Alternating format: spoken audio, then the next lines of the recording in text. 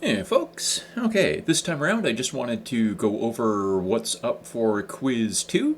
So this will be on February 5th, and usual idea, it's available from 7 a.m. to 7 p.m.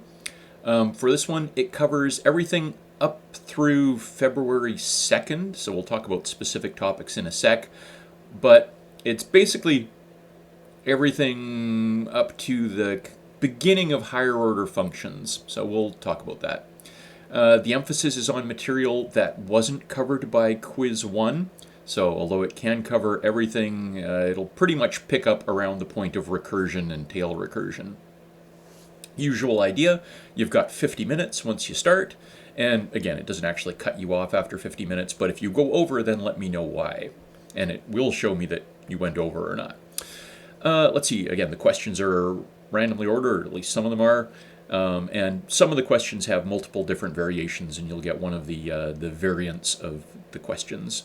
And again, we're focused on the Lisp that we've been using on our servers.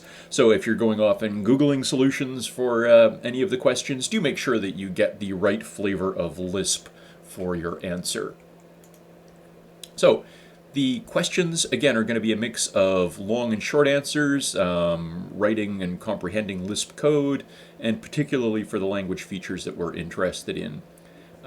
There will be 9 questions, and they're kind of 4 to 8 marks each. So again, figure 4 to 8 minutes per question, 50 marks in total.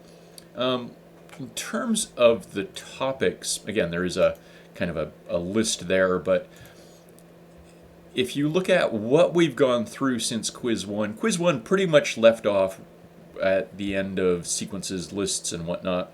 So we're picking up with recursion and tail recursion.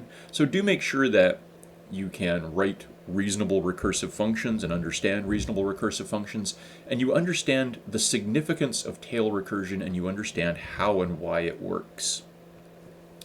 Make sure that you understand the list implementations, right? This linked list idea of having kind of a head and the tail, the head element and the tail, and the impact that has when we're passing lists around and we're modifying lists, whether it's in functions or copying them, the idea that we've got a shallow copy taking place.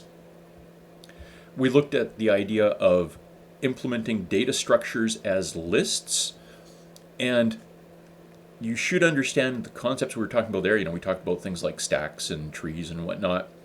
But later, we also got into looking at structures. And so you're going to want to be able to combine the idea of a struct and this implementation of a data structure as a list. So again, if we're thinking in terms of a tree, we might have named components for the left subtree, the right subtree, and the data. We took a look at blocks and at let blocks and let star blocks for introducing local variables as well. We looked at alternative forms of parameter passing, so optional parameters, variadic functions where we used and rest to have any number of parameters. We looked at keyword-based parameter passing instead of positional. We looked at the idea of dynamic scope and the kind of special keyword and how that ties into defvar. We looked at the possibility of having a function return multiple different values and how we could capture that in the caller. So the idea of values to return multiple values, and either nth value to retrieve a specific one or multiple value bind to retrieve all of them.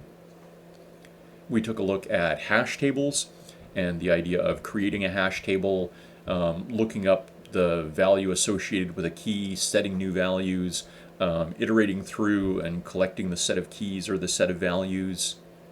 Again, we looked at structs and we tried to tie that to our concepts of data structures and the idea of how def struct goes off and creates a whole bunch of struct manipulation functions for us.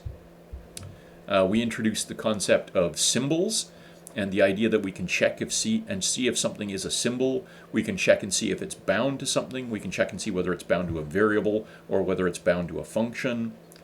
We can unbind them. We did talk about the property lists, but I might not get into that too much in terms of the quiz. We'll focus on just the use of bound and unbound symbols. And then for higher order functions, I think we'll just touch on the beginnings of this. So we'll look at apply, fun call, and eval, let's say for quiz 2, and we'll save the rest of the higher order function material for quiz 3. So that's pretty much the material to be ready to handle. And again, 9 questions. You can figure questions touching on each of these different areas. All right. I think that's pretty much the idea in terms of content. The usual collection of rules, it's got to be your own work. Cite anything you get from someplace else. Don't collaborate with anybody. Don't get help from anybody else. And then the usual collection of links if you're running into any tech issues. And as usual, if something goes wrong, get in touch with me and we'll figure it out. Either catch me on Discord or fire me an email, and either we can work out an extension to the time.